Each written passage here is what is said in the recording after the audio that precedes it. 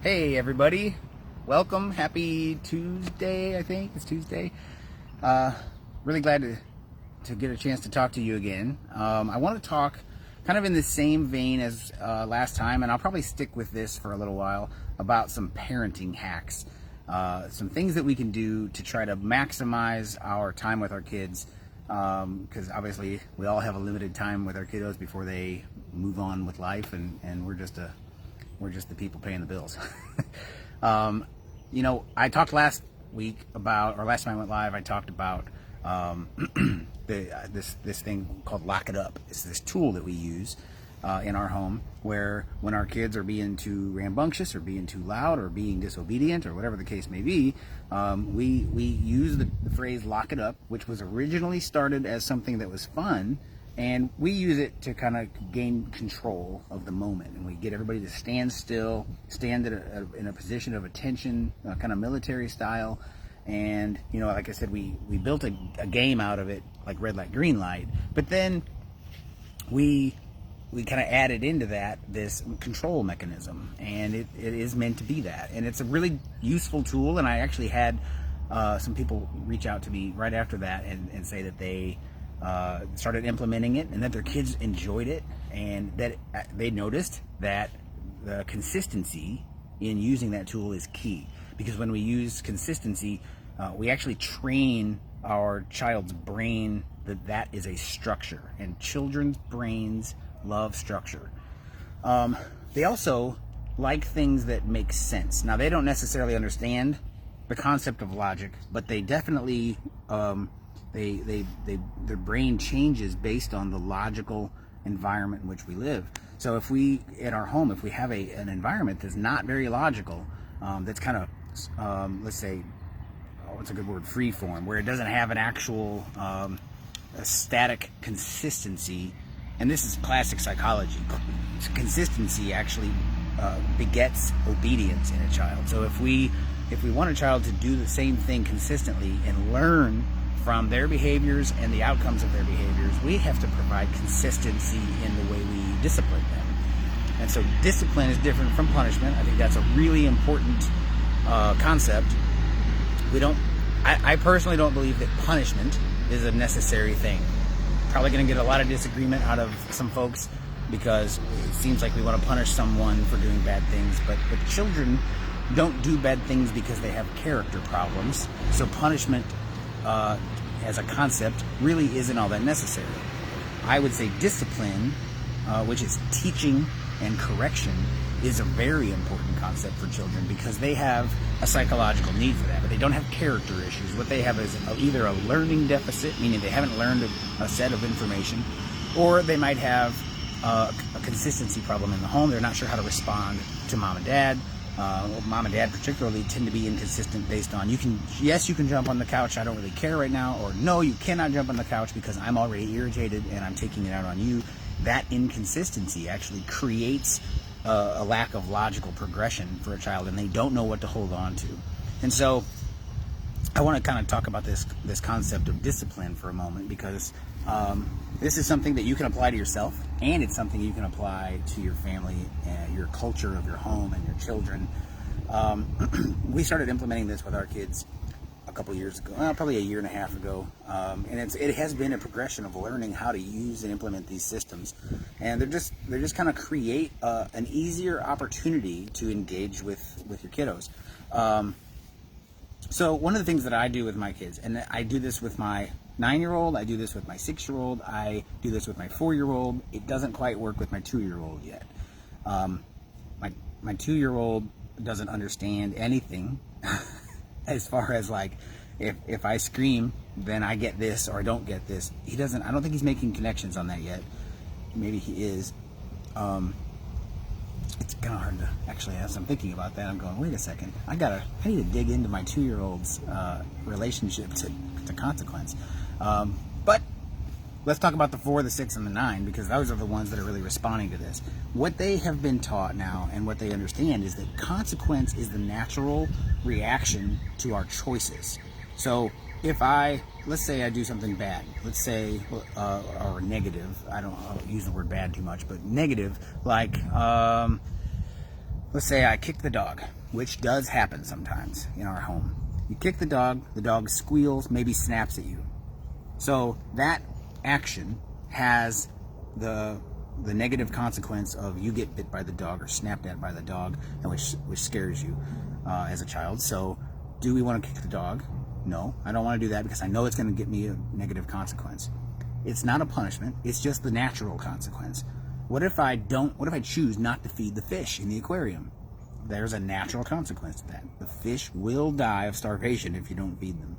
So my children know my choice to not feed the fish for days and days leads to a natural consequence of they don't live. But there are positive consequences. And this is really an important thing, is that we don't want to say good things get rewards and bad things get consequences, because that's not really beneficial to the way that the relationship works between the parent and the child. What you end up creating is, I'm the arbiter and you just receive whatever I give you, and I actually end up looking like I'm against you, because when you do things you want to do and I don't want you to do them, now I'm going to punish you. I'm going to create an environment that makes you feel like you did something wrong or there's something wrong with you. And so I kind of wanted to undo that in our children and teach them a little bit different way. And so my kids really look at this, and I would encourage you to consider this for your family.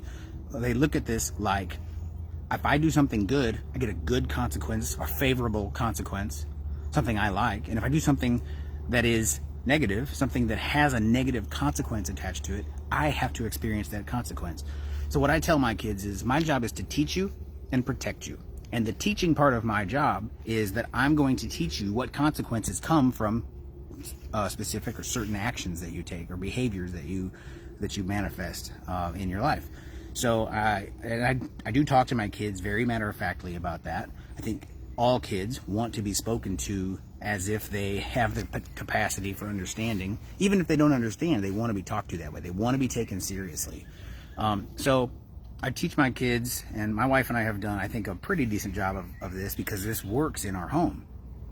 We say, well, it started off where I would say, listen, if you do that, if you keep doing that, here's the consequence. Here's what's going to happen. Now, I personally, as your dad, I don't want that to happen for you. I don't want you to have to deal with that consequence. Because if you leave your toys out, here's a great example, a very practical example for my 6-year-old. If you leave those toys out, like Legos, and I step on them, guess what? The consequence is that my foot gets hurt. Well, then there's another consequence because you left your Legos out, which is I have to put your Legos away. I'm going to put your Legos away, and you're not going to have access to them.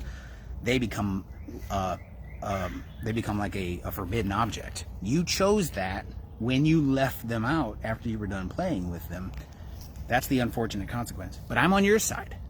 And this is a really important thing for them to hear, I think, on a regular basis. I'm on your side. I don't want you to have your Lego put away. I want you to experience the joy of having access to them whenever you want. So I'm going to help you. I'm going to remind you that you need to put those things away so you can avoid that consequence. If you don't choose that, if you choose to leave them out and you have that other consequence, that negative consequence, then that's okay. And I'm going to be sad right with you. I'll be sitting there with you crying when you want to play with them, because you can't play with them because of the consequence. And so we'll go through that process together. I think there's a couple of benefits there. One is it teaches my children that I'm on their side, and that when things go poorly in their future, they'll be able to look back at it scared me.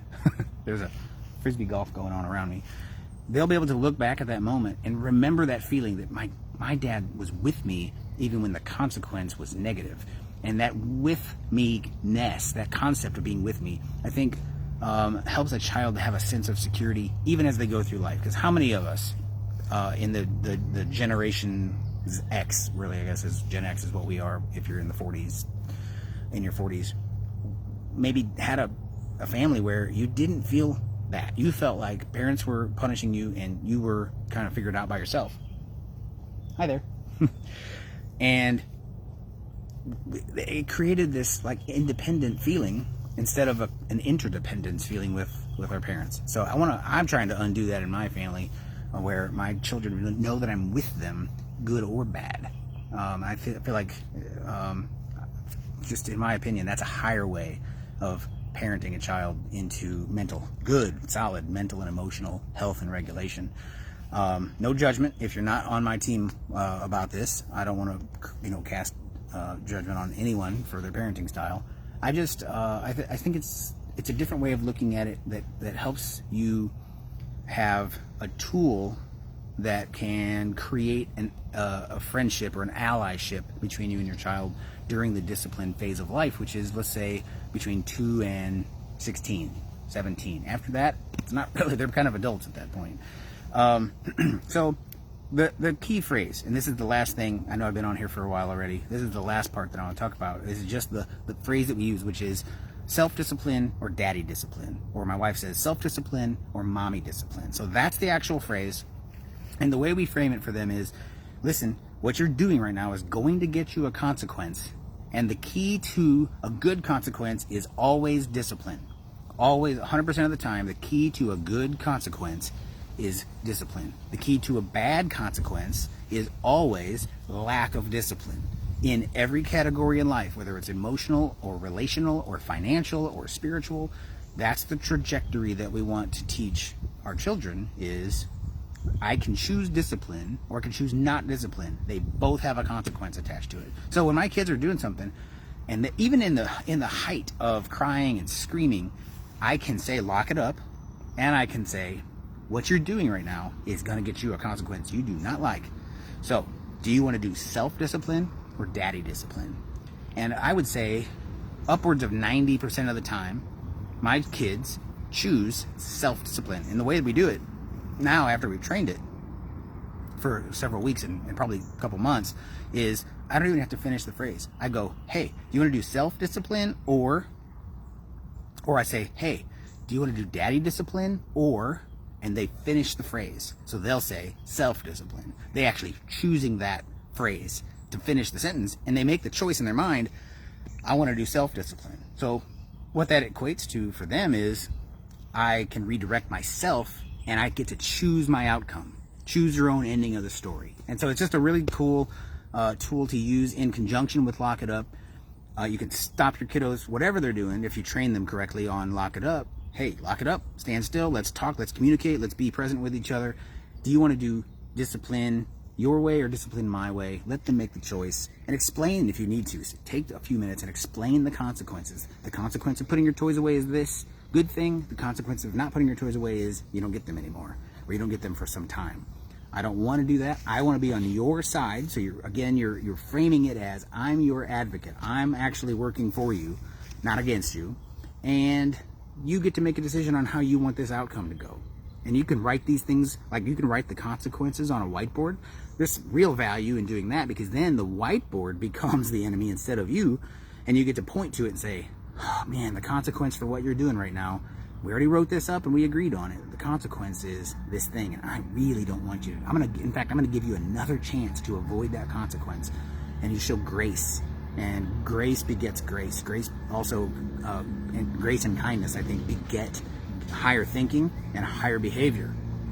It's just a natural reality of this reality that we live in. So I think that's where I'm going to wrap it up. Hopefully that all makes sense to you guys. If you have any questions, or if you start to implement this and you have issues that come up, or it doesn't make sense, or you're not sure how to play it out with your specific kiddo, obviously all the kids that that we work with have neurodevelopmental delays and different types of behavior issues and emotional regulation. So this is not a clear, just like a one and done deal. A lot of times this might take weeks and weeks to train this consistency into your children. So if you need help, if you need advice, please feel free to reach out to me.